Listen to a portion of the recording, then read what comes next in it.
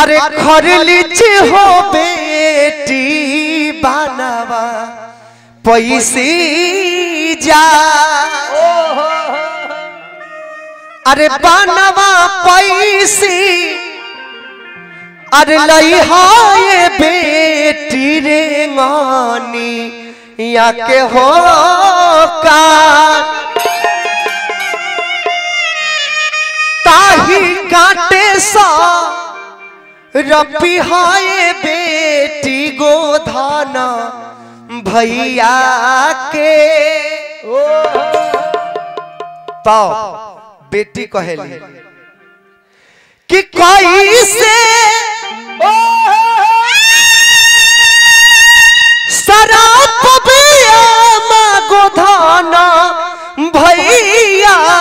के हाथ हमरो अरे गोधाना हो भैया के वाला वाके हो तब महतारी समझावे कि शराप शराप ना हो ई उल्टा दुआ बन के जाला तोहरे सा रपले ये बेटिया मारा होई जा तब बहिन सरापे लिया सरापला के बाद में जीभवा पर काट धरेली कि जौना मुहवा से सरपनी है ए मुहवा में काट कुछ गरे धन हरे हमने यहाँ के परंपरा इतना धर्म में हमने के बढ़िया बढ़िया चीज इतना अच्छा अच्छा सुनहरा अवसर आवेला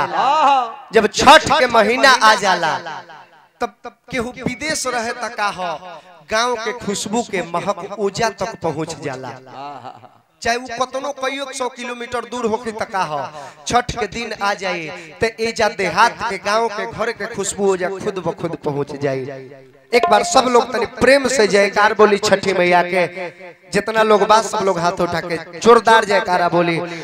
बोली बोली प्रेम से छठी मैया के बोलिए प्रेम से लक्ष्मी मैया की। कोनो गलती भइल हो के क्षमा प्रार्थी बानी आई देहाती भैया से सुने।